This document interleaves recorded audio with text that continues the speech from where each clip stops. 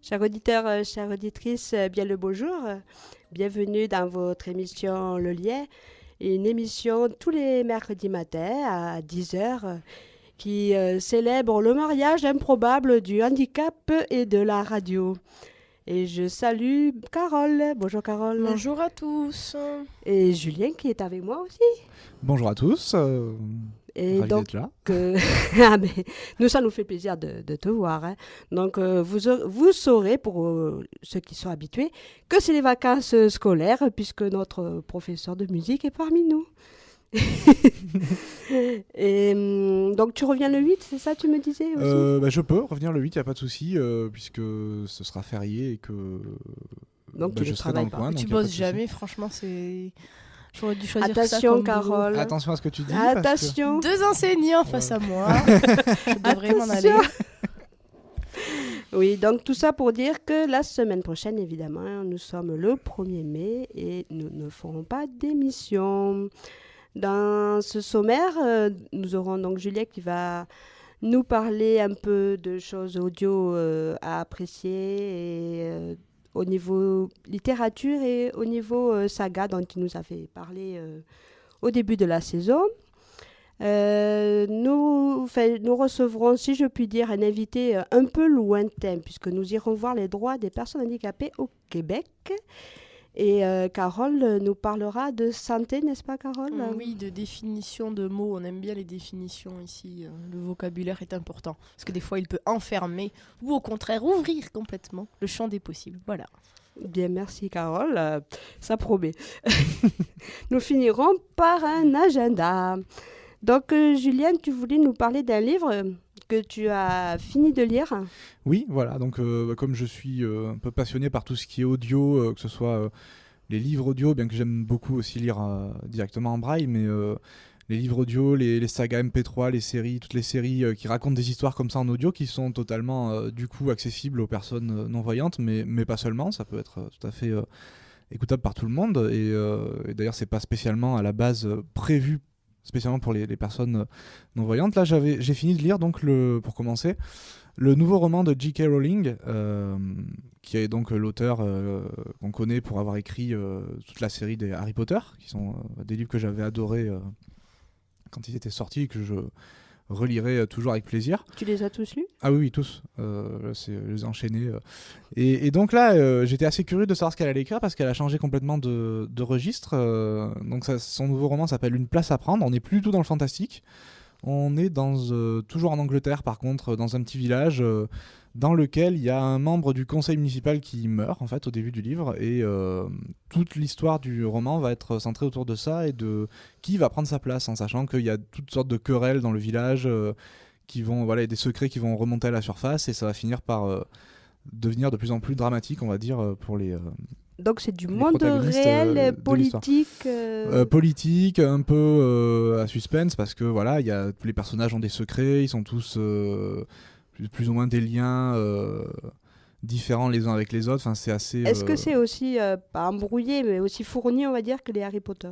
C'est quand même pas mal fourni, ouais. J'ai même envie de dire qu'au début, c'est pas évident de rentrer dedans, parce qu'on découvre un peu tous les personnages au fur et à mesure.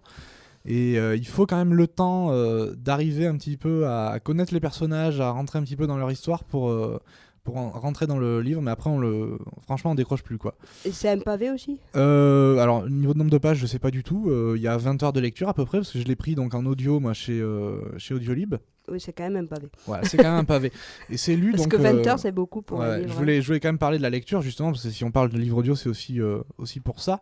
Je trouve vraiment, c'est Philippe Résimond qui lit le livre. Je l'avais déjà entendu je crois sur un autre livre. C'est un lecteur assez impressionnant, parce qu'il y a énormément de personnages dans ce roman, et il arrive vraiment à tous leur donner une personnalité différente. Enfin, c'est vraiment exceptionnel quoi. Il y a des scènes de dialogue, on croirait entendre du théâtre quoi, vraiment. D'ailleurs c'est un acteur de théâtre à la base apparemment, d'après ce que j'ai pu lire sur le site d'Audiolib. Et bon voilà, il y a une scène, je raconterai pas parce que c'est vers la fin et qu'il y a beaucoup de révélations, mais il y a une scène à un moment donné, une dispute entre deux personnages, mais il nous le fait vivre, c'est impressionnant quoi. Il fait les deux voix. Il fait les deux voix, mais sans exagérer non plus, mais juste ce qu'il faut pour qu'on sente quand c'est tel personnage ou tel autre personnage qui parle, alors qu'il n'y a pas forcément d'indication de l'auteur. C'est le dialogue qui s'enchaîne des fois, et vraiment c'est très très bien fait. Puis c'est très vivant, on est bien dans l'histoire, je pense que ça aide aussi beaucoup à rentrer dans l'histoire plus facilement peut-être que si j'avais lu. Je pense que là toute la première partie du livre j'aurais eu du mal à le lire vite, on va dire, et à vraiment rentrer dedans, et là vraiment ça aide beaucoup cette lecture. Enfin, j'ai trouvé ça vraiment... Est-ce qu'il y a des ambiances sonores aussi? Non, il n'y a pas d'ambiance sonore, il y a des musiques entre chaque chapitre, pour indiquer qu'on passe au chapitre suivant. Dans celui-là il n'y a pas d'ambiance sonore, mais c'est pas plus mal non plus. Enfin, moi ça me gêne pas. C'est vrai que pour un livre audio, j'aime bien quand même des petites ambiances sonores, c'est sympa, mais il faut pas non plus qu'elles soient trop envahissantes. Pour les livres, hein, tout à fait. Par contre, pour les séries, c'est différent, parce que là, l'ambiance sonore participe énormément aussi au fait de raconter. Mais c'est vrai que les livres, comme tout passe à la base par l'écriture et les descriptions de l'auteur, c'est quand même intéressant d'avoir, de profiter pleinement de ça et de pas être parasité par des ambiances sonores trop présentes. Après, quand elles sont bien faites, ça vaut le coup aussi. Je sais que sur Les Piliers de la Terre, c'était génial quoi. Les ambiances sonores étaient justement très discrètes, on pouvait les entendre ou ne pas y faire attention, mais elles apportaient un plus quoi, vraiment. Voilà, donc je conseille, si vous êtes curieux de savoir ce que J.K. Rowling a écrit en dehors de Harry Potter, ou si le pitch de l'histoire vous a interpellé, n'hésitez pas. Franchement, c'est un livre... on se laisse, au bout d'un moment, on se laisse prendre. Il faut passer le début, quoi, mais après on se laisse prendre, et ça vaut vraiment le coup jusqu'à la fin. Et donc là, tu l'as téléchargé contre une modique somme? Alors, je l'ai pas téléchargé, je l'ai acheté en CD chez Livraphone. On peut le trouver effectivement aussi en téléchargement. On peut le trouver je pense qu'on peut le trouver sur Amazon, sur toutes les boutiques de vente, les librairies en ligne, ou même je pense en magasin. Je sais pas trop comment c'est distribué au niveau livre audio, mais ça commence quand même à se développer pas mal. On en trouve relativement facilement et relativement partout, donc il y a toutes sortes de possibilités. Moi je l'ai pris en CD, mais on peut le... C'est marrant parce que Julien et moi on est des grands fans d'Harry Potter, mais j'arrive pas à passer à autre chose. Chez Rowling, je trouvais que son écriture était assez particulière, assez fournie comme tu dis, mais simple à visualiser. Et c'est un univers tellement fourni que j'ai du mal à me dire que un truc aussi simple, du coup, à côté, tient aussi la route. Donc c'est intéressant d'avoir ton avis là-dessus. Ouais, mais moi ça m'a beaucoup plu. Alors par contre, oui, petite précision, c'est pas du tout pour les enfants.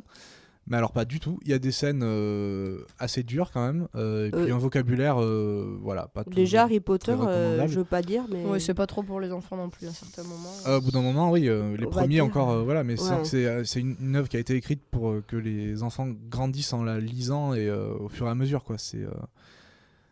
Donc ça évolue en même temps que les lecteurs. Mais là pour le coup, c'est vraiment un roman pour adultes. Hein. C'est pas voilà quoi. Et bien sûr, c'est un roman, il n'y a pas de faits réels. Non, c'est totalement inventé, même le village est totalement fictif. Enfin, voilà, après, ça s'inspire peut-être de faits réels, mais c'est pas précisé. Bien. Mais ça pourrait s'ancrer dans une réalité. Oui, tu as ressenti des choses. On pourrait, ouais, tout à fait, ouais. Bien, tu voulais aussi nous parler de saga? Ah voilà, alors j'ai écouté plusieurs sagas MP3 récemment. Je vous avais parlé un petit peu du concept déjà il y a quelques temps. On a beaucoup dans ce domaine-là de sagas humoristiques, mais pas seulement. Il y a aussi des sagas qui sont plus axées sur les histoires. J'avais parlé un petit peu d'une saga qui était entre deux, justement, qui s'appelait Reflet d'acide, et qui continue toujours d'ailleurs. Voilà, on attend la suite toujours avec impatience. Et là, je voulais vous parler d'un autre créateur de saga qui s'appelle Antoine Rouault, dont on peut trouver les œuvres sur plusieurs sites, sur 2 sites en fait. Alors la première dont je vais vous parler, on verra si on a le temps pour la deuxième après. La première c'est Eden, donc c'est une saga de science-fiction en fait. Donc l'histoire en quelques mots, le début de l'histoire, en tout cas je vais pas tout dévoiler non plus parce que le but c'est d'arriver à de découvrir au fur et à mesure. C'est quand même dommage de trop raconter.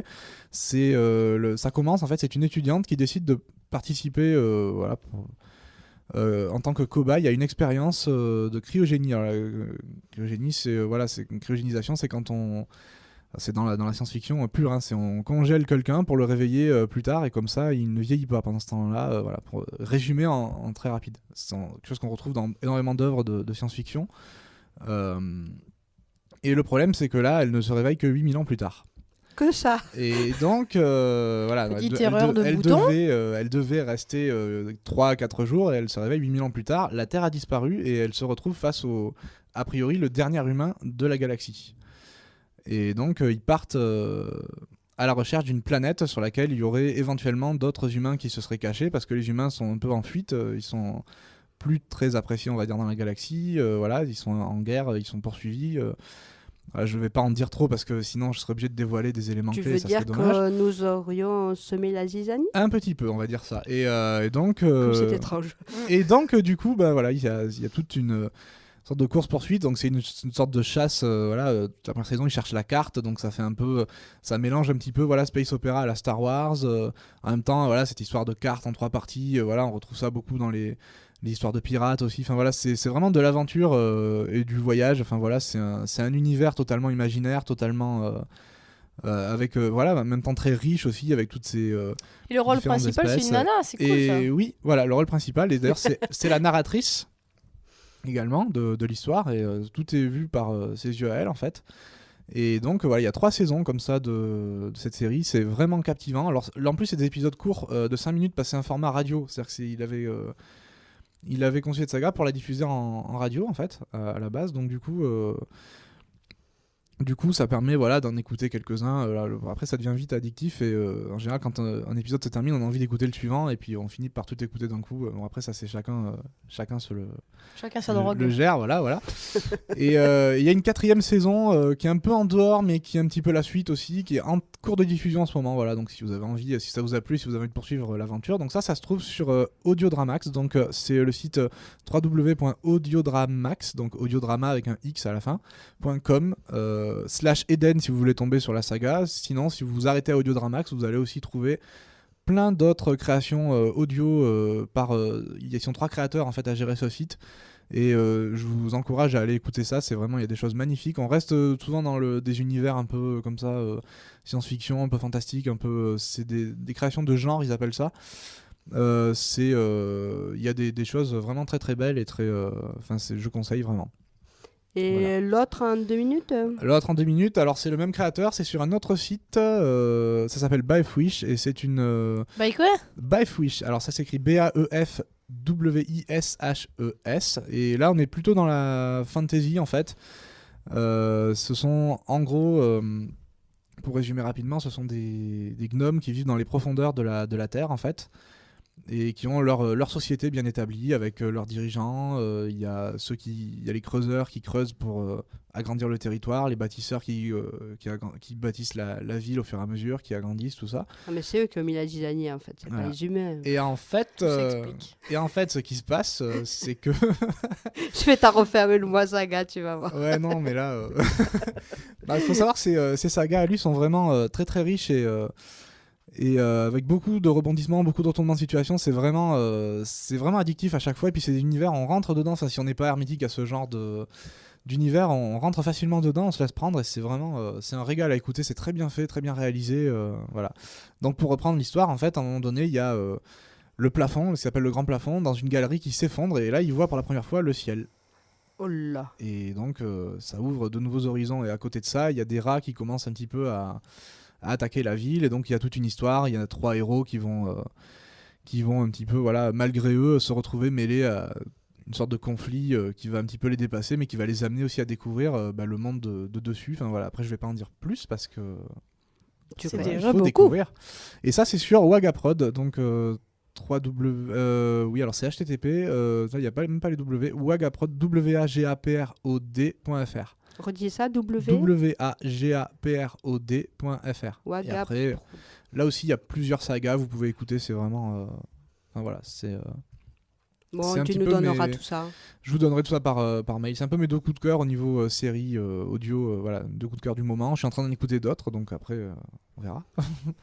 Mais voilà, Il donc s'arrête plus. pour ce qui concerne la chronique audio, voilà.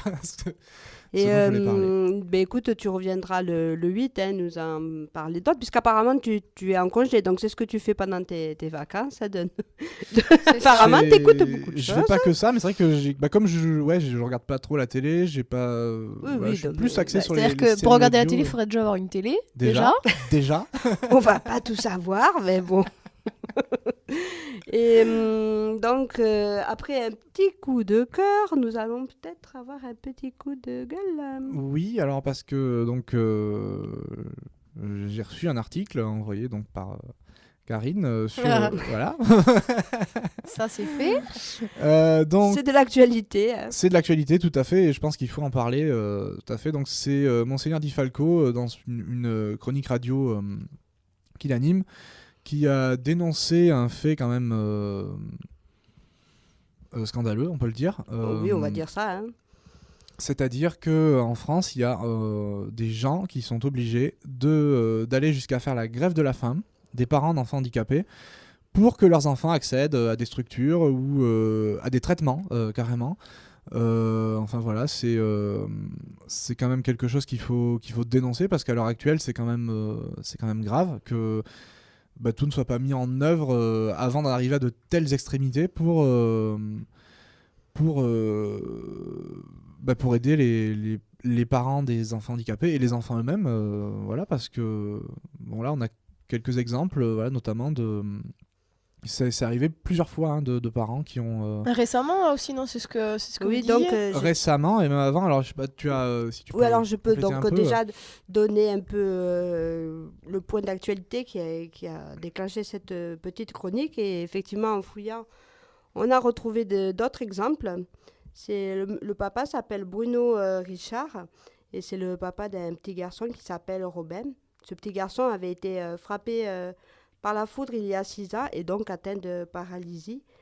Et il n'avait pas accès à des traitements adaptés par manque de place, par manque d'attention. On n'en sait pas plus, mais donc le 16 avril dernier, donc c'est pas vieux, hein, devant le ministère de la Santé, le papa a donc entamé une grève de la faim et a cessé de prendre ses médicaments pour son traitement cardiaque, ce qui est quand même assez grave. Hein. Donc, il a fini quand même au bout de 3 jours à obtenir la mise en place d'un protocole médical dont avait besoin son fils. Il a été donc entendu par le cabinet du ministre. Et donc, il a suspendu sa grève de la faim en disant « On a gagné la bataille, mais pas la guerre ». Et donc, on a retrouvé, Julien, t'as d'autres exemples, toi, de passé? Parce que je vais peut-être pas là, moi j'ai les 3 jours en détail avec les horaires et tout, mais je vais peut-être pas donner oui, le détail de ce fait. voilà, hein. mais on sait que voilà, rien que dans le courant des années 2000, il y en a eu plusieurs. Alors je recherche là exactement les dates précises. Mais voilà, il y a eu au moins 2 ou 3 cas déjà, 2 recensés. Après, est-ce qu'il y en a eu d'autres encore dont on n'aurait pas parlé? Voilà, je ne sais pas, mais il y a eu énormément. Enfin, c'est arrivé à plusieurs reprises déjà en France, dans les 10 dernières années en tout cas. Alors il faut savoir que là, pour ce petit garçon, il y a quand même, donc la radio dont tu parles, c'est Vivre FM qui diffuse sur la région parisienne, qui est une radio consacrée au handicap. Ça me donne l'occasion d'en parler. Vous pouvez l'écouter par Internet. Et donc cette radio a même s'est mobilisé pour aider donc ce papa. Eh bien, sur cette actualité, pas forcément gay, mais qu'il fallait quand même relayer, je pense, parce que je trouve que dans un pays dit moderne, Oui.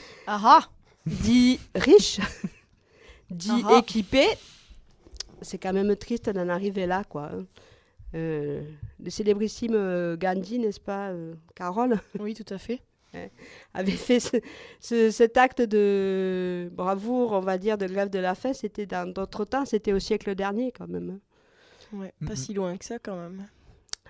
Et donc je te donne la parole pour la donner... première pause musicale ou pour voilà. vous discuter? Alors, première pause musicale, si tu as des choses à dire, je vais en avoir, oui. Tu es la bienvenue. On va commencer avec une petite chanson d'un groupe qui s'appelle Wang Chung, on dirait des Chinois. Et je sais d'ailleurs même pas de quelle origine c'est, mais ça me fait beaucoup rire, j'aime beaucoup ce nom.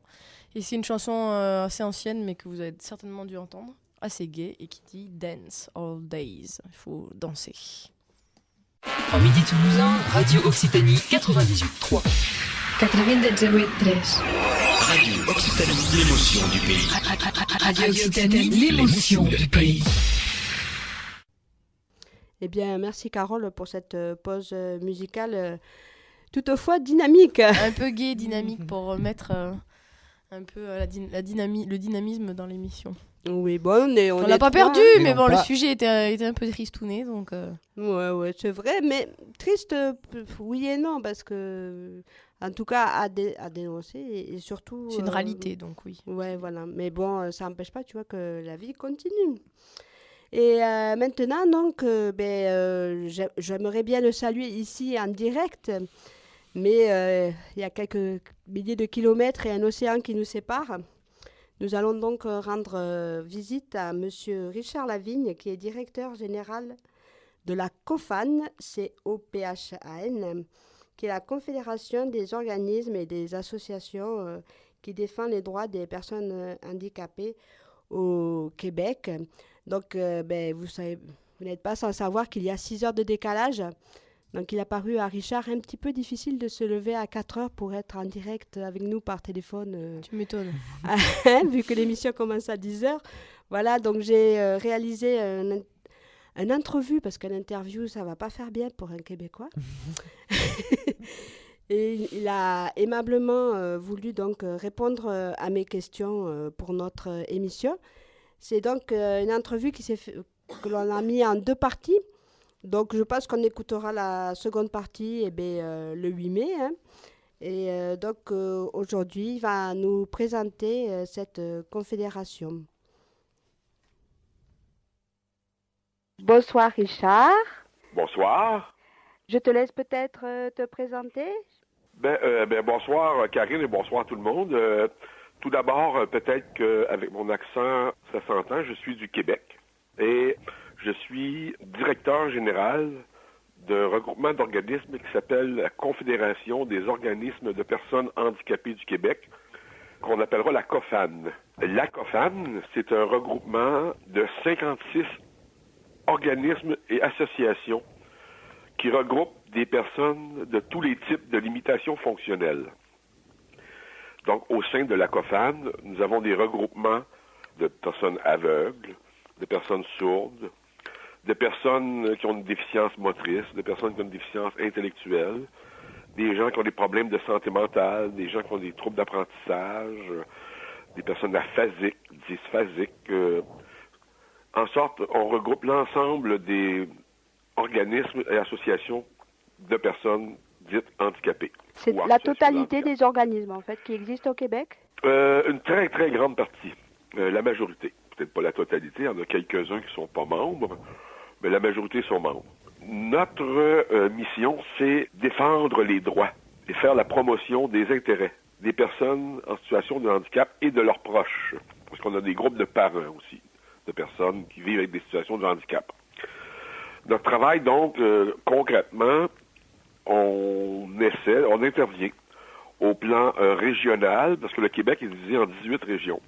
Donc, au plan régional, provincial ou national québécois, au plan canadien et au plan international, sur toute question susceptible d'influencer sur la qualité de vie des personnes et de leurs familles.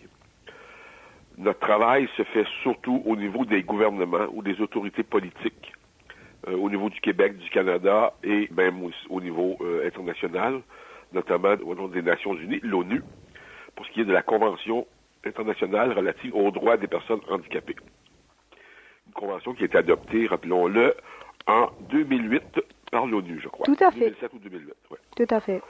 Ouais. D'ailleurs, la COFAN, par le biais de moi-même et de d'autres personnes, on a travaillé avec les instances québécoises et canadiennes pour contribuer à la rédaction de cette convention des années 2000. Nos interventions, donc la COFAN, se font sur plusieurs dossiers. Nous, ce qu'on fait à la COFAN, c'est qu'on travaille en comité. C'est-à-dire que les organismes membres délèguent des représentants et des représentantes sur des dossiers. Et on a 8 comités permanents à la COFAN.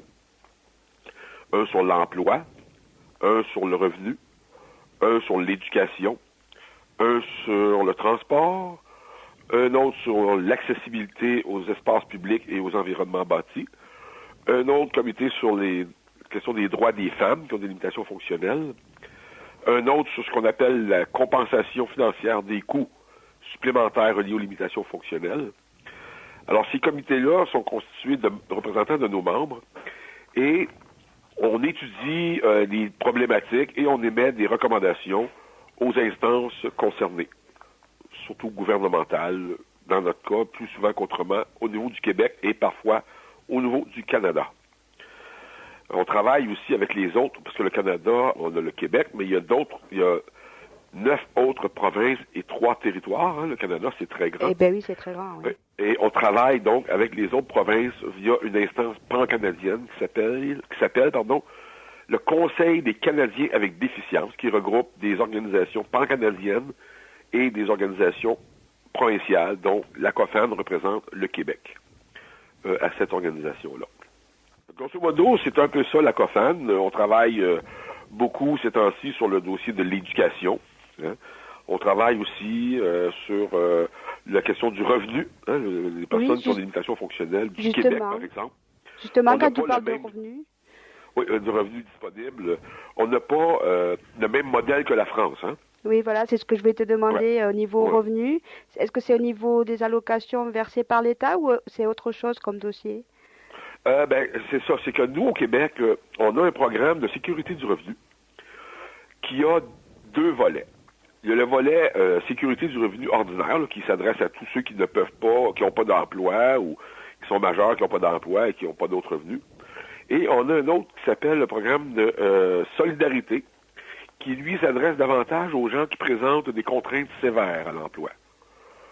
Là-dedans, dans cette catégorie-là, il y a beaucoup de personnes qui vivent avec des situations de handicap comme de raison et qui rencontrent des contraintes sévères à l'emploi et qui justifient une petite augmentation du seuil de revenus à comparer aux autres.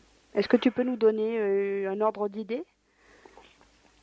Par exemple, quelqu'un, on va prendre une personne seule, là, ça va être plus facile. Là. Oui. Il gagne, qui peut, si elle n'a pas de contrainte sévère à l'emploi, qu'elle n'a pas d'emploi, qu'elle n'a pas d'argent dans son compte bancaire et tout ça, donc elle s'adresse au service de dernier recours, elle aurait environ 600 $ par mois pour vivre, ce qui est très, très, très, très peu. Oui, tout à fait. Oui, et si quelqu'un a une contrainte sévère, c'est près de 900 $. Oui, c'est pas beaucoup. Ce qui est encore très peu aussi. C'est pas beaucoup, oui. C'est pas beaucoup. Si on compare avec ce que vous avez, vous, en France, vous avez comme 2 ou 3 types d'allocations. Oui, oui, tout à fait. L'allocation logement, l'allocation invalidité, puis un autre que je me souviens plus, là. Alors, on peut cumuler beaucoup plus en France, par exemple, qu'au Québec. On parle ici des gens sans emploi, là. Il faut dire que le coût de la vie est quand même beaucoup plus cher aussi, beaucoup plus élevé en France. Mais je crois que si on compare, en termes de revenus disponibles, je dois avouer que la France a une longueur d'avance sur le Québec, du moins pour cette partie-là des services aux personnes qui vivent avec des situations de handicap. Oui. Tu me parlais aussi alors d'éducation comme dossier tout à l'heure? Oui, mais le grand enjeu au Québec, c'est toute la question de l'inclusion des enfants qui sont handicapés dans les classes ordinaires, l'intégration scolaire qu'on appelle. Au Québec, il y a eu des progressions importantes, mais depuis quelques années, on assiste à des reculs. C'est-à-dire que les commissions scolaires et les écoles ont tendance à remettre beaucoup d'élèves qui vivent des situations de handicap, donc dans des écoles et des classes spéciales. Ce à quoi la COFAN s'oppose comme principe. Nous, on travaille beaucoup sur le principe de l'inclusion. Et bien sûr qu'on reconnaît que dans certains cas, il doit y avoir des classes spécialisées et non pas spéciales. Des vraies classes spécialisées pour certaines personnes qui ont des besoins spécifiques. Mais nous, on considère que ça devrait être l'exception et non pas la règle. La règle doit être l'inclusion de l'enfant dans son école de quartier, par exemple. Pour nous, en France, c'est assez récent. Oui, en France, écoutez, en France, oui. Mais selon l'information que j'ai, ça va relativement bien. Ceci dit, avec beaucoup de guillemets, là, parce qu'il y a beaucoup de résistance tant en France qu'au Québec. Dans d'autres pays, dans d'autres provinces canadiennes, ça va beaucoup mieux. Ah oui. Oui. Notamment au Nouveau-Brunswick, qui est une province tout aux côtés du Québec, où là, presque la totalité des enfants sont inclus dans des écoles et des classes régulières. Oh, merveilleux. Oui, alors nous, on doit travailler beaucoup, mais on a beaucoup de travail de sensibilisation. Et le principal obstacle, c'est que les syndicats des professeurs et du personnel de soutien des écoles ont tendance à monnayer l'inclusion scolaire lorsqu'ils négocient leur convention collective. Ah, d'accord. Alors, on devient assez fragile comme communauté lorsqu'on devient une monnaie de négociation dans les conventions collectives. Il y a des gens qui font pas cette lecture-là. C'est sûr que si vous parlez d'un syndicat, ils vont dire que c'est pas vrai, là. Mais nous, c'est ce qu'on observe. Lorsqu'il y a eu des négociations il y a quelques années, la question des enfants en difficulté et handicapés était au centre. Et ça a fait l'objet de mesures, justement, pour, soi-disant, les profs n'étaient pas outillés pour recevoir les enfants handicapés. Alors, d'un côté, on n'a pas mis les ressources professionnelles pour soutenir les profs, et ça, c'est très grave. Alors, les profs étant démunis devant un certain nombre de personnes ou de cas, en parenthèse, de plans de service, ben ça fait de la résistance. Et il y a des parents aussi qui disent qu'ils ne veulent pas que leur enfant soit ralenti dans leur scolarisation à cause de certains types de limitations fonctionnelles. Alors, on a un gros travail de sensibilisation à faire dans la société. Ça, c'est un gros dossier qui est toujours actif chez nous. Et aussi le dossier de l'intégration au travail, le métier au travail des personnes. Oui. Vous savez, en France, vous avez la loi de 2005 là, qui prévoit, avec un certain nombre de mécanismes que probablement, même certainement, vous connaissez mieux que moi. Mais grosso modo, là, les entreprises doivent prévoir l'embauche à peu près 6 hein, c'est ça, c'est un quota, oui, tout à fait. Et sinon, ils payent des amendes. Hein, c'est ça, et après, les amendes sont reversées pour l'adaptation de poste. Oui, à la GFIP, entre autres. C'est ça, tout à fait. Qui est devenu un gros organisme, à un moment donné, avec ce financement-là. Au Québec, on n'a pas la même approche. On a des mesures incitatives et on a aussi une stratégie qui a été adoptée par le gouvernement du Québec en 2008, après qu'on ait travaillé, nous, beaucoup avec le gouvernement là-dessus. Et grosso modo, ce que la stratégie vise, c'est de réduire de 50% l'écart entre les personnes handicapées et non handicapées, on parle de pourcentage, là, sur le marché du travail. Sur un horizon de 10 ans, donc, on a fait le pari, en 2008, que ça fonctionnerait. Là, on travaille actuellement sur un bilan mi-parcours de la stratégie. Et on est très déçus de la non-progression de l'emploi en tant que tel chez les personnes. Et la question des quotas recommence à faire l'objet de nos discussions. Oui, d'accord. Parce qu'il faut quand même dire que les quotas ne font pas de miracle non plus en France. Hein. Non. Il y a toutes sortes de situations. En France, les gens doivent avoir une espèce de cote d'invalidité. Là. Alors, c'est la course à la cote. C'est ça. Hein? La course à la cote. C'est-à-dire qu'on peut employer une personne dite handicapée, mais qui en fait ne souffre pas d'un handicap bien lourd. C'est ça qui manque un bout de doigt. Ou, voilà, c'est ça. Alors, cette personne-là est considérée comme handicapée au même titre qu'une personne sourde et aveugle, par exemple. C'est ça. Et, il y a une certaine cote. Et les entreprises, ce qu'on me dit, c'est qu'ils font des efforts extraordinaires pour trouver des handicaps parmi leur personnel. Ils cherchent des handicapés nobles, qu'on en appelle un peu. Ouais. Et dans d'autres cas, je connais des gens, et j'ai entendu parler que des gens étaient payés à rester chez eux. Oui, enfin, c'est parce qu'ils touchent beaucoup d'allocations, comme tu disais au début de notre sujet. Ouais. Quand tu parles de mesures incitatoires à l'emploi, quelles sont ces mesures? c'est des subventions, notamment pour l'adaptation des postes de travail, une compensation du salaire, une partie du salaire pour manque de productivité ou des besoins d'accommodement. C'est sûr qu'on a un très bon. On a quand même un système de transport adapté qui, somme toute, est relativement acceptable. Oui. Du moins comme à Montréal, à Québec et tout ça. C'est sûr que dans les régions éloignées, il y a encore beaucoup de travail. Je me suis laissé dire que, par exemple, à Paris ou en France, il y avait malheureusement encore beaucoup de retard comparé à nous sur ce genre de choses-là. Oui, oui. Ce qui est important de constater, c'est que dans le fond, les approches françaises et québécoises sont différentes. C'est très difficile à comparer. Sauf qu'on doit constater que les Français, aveugles par exemple, ou handicapés, ont un meilleur accès à des ressources de revenus, même si en termes de services, nous au Québec, nos services sont beaucoup sous la responsabilité de l'État. Oui. C'est-à-dire que, comme ici, pour les personnes aveugles, par exemple, nous avons un centre de réadaptation qui s'appelle l'Institut Nazareth-Loubraille. L'Institut Nazareth-Loubraille qui est un organisme du gouvernement, un organisme public, un organisme du réseau de la santé et services sociaux. Alors moi, quand j'entre à l'Institut Nazareth-Loubraille, j'entre là comme un citoyen qui a des droits. Oui, tout à fait. En France, c'est une autre approche. Tout à fait. C'est un système qui est basé sur l'organisation caritative, charitable. D'associatif. Ça s'appelle l'association Valentin Huy pour le bien des aveugles. Voilà. Qui a été reconnue d'utilité publique il y a très longtemps par l'État, mais qui a un fonctionnement d'organismes qu'on appelle, nous, des organismes privés de charité. C'est ça. Ça peut laisser des différences en termes de droit d'accès et de recours en cas de problème. Parce que ici, les lois, même s'ils ne sont pas parfaites, on a quand même des recours pour faire des plaintes, on a des instances pour gérer les plaintes. Il y a comme 4 paliers, là. Il y a même un tribunal administratif, à un moment donné, qui peut donner des ordres, ce qui n'est pas le cas à l'AVH, je crois. À l'AVH, puis je respecte beaucoup l'AVH, il faut faire attention, je connais très bien l'AVH. C'est une grande organisation, très importante, mais qui a un mode de fonctionnement très différent. Oui, voilà, c'est juste pour dire que le fonctionnement n'est pas le même. Ouais, c'est ça, oui. C'est ça, un jour, on pourra avoir un débat sur l'AVH avec des gens de la France.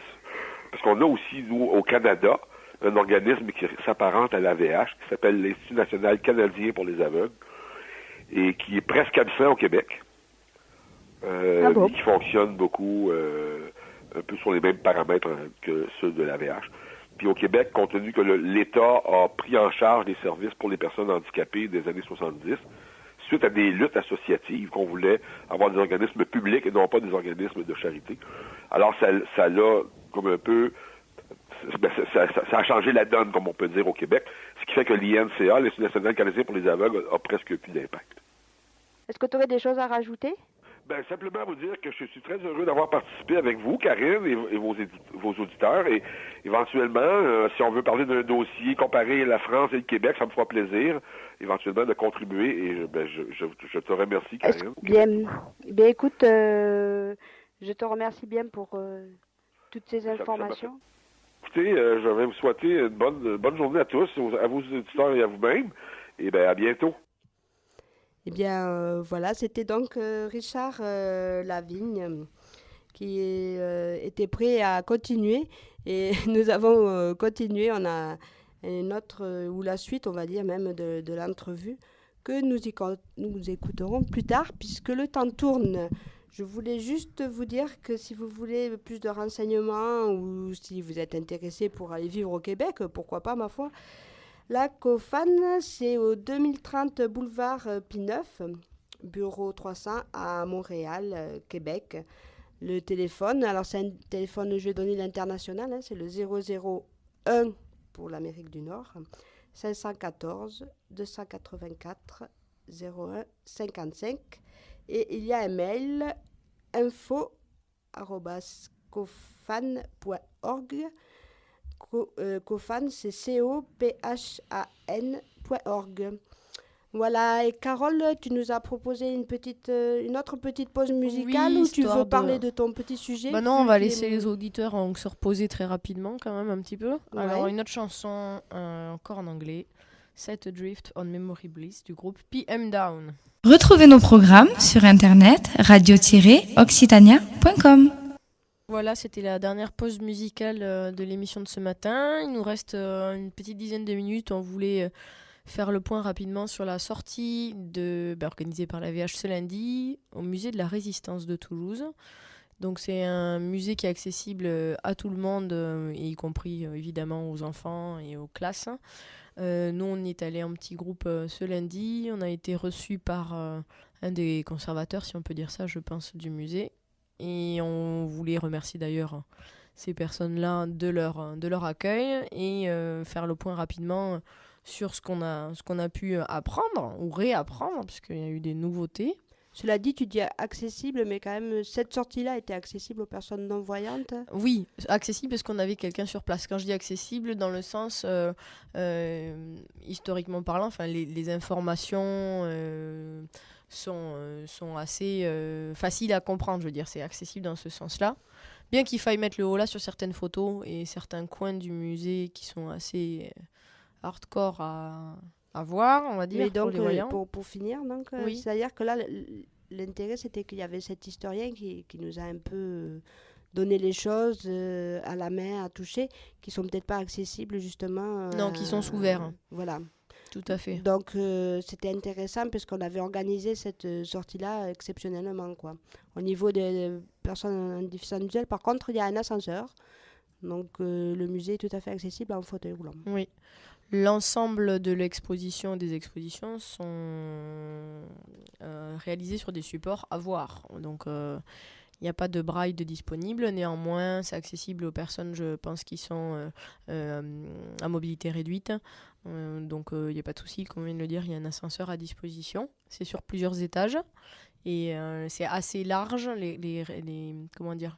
Les couloirs sont assez larges, même pour se déplacer entre les armoires d'exposition. Donc, Tu voulais donc nous en donner un peu non, un je aperçu? voulais, oui, rapidement. Je trouvais que c'était très touchant, même si moi je l'avais déjà fait par le passé.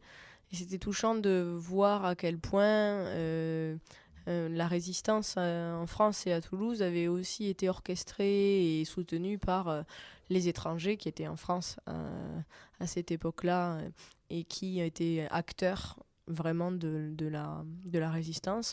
Et donc la personne qui nous a accueillis nous a parlé notamment d'un petit acte de résistance l'UGC qui était anciennement les Variétés.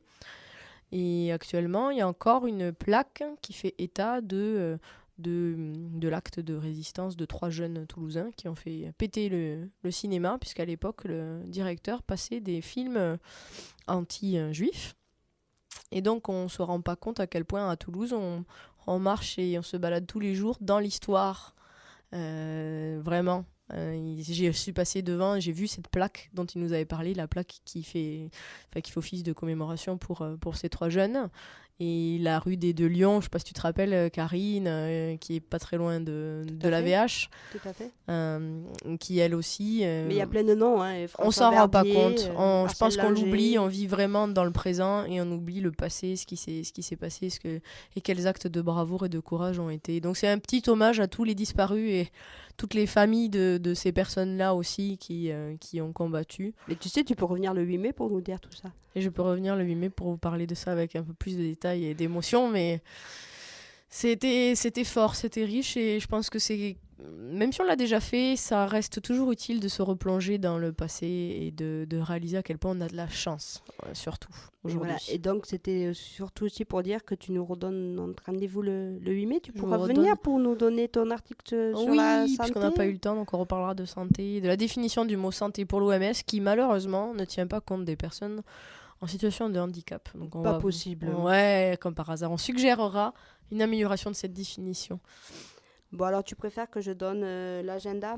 Eh ben écoute, allons-y pour l'agenda. Donc, en fait, l'agenda, là, va se résumer au film en audio-description qui passe à la télé, puisque, en fait, j'ai rarement le temps de le faire. Hein. Donc, aujourd'hui, nous prenons le temps pour ça.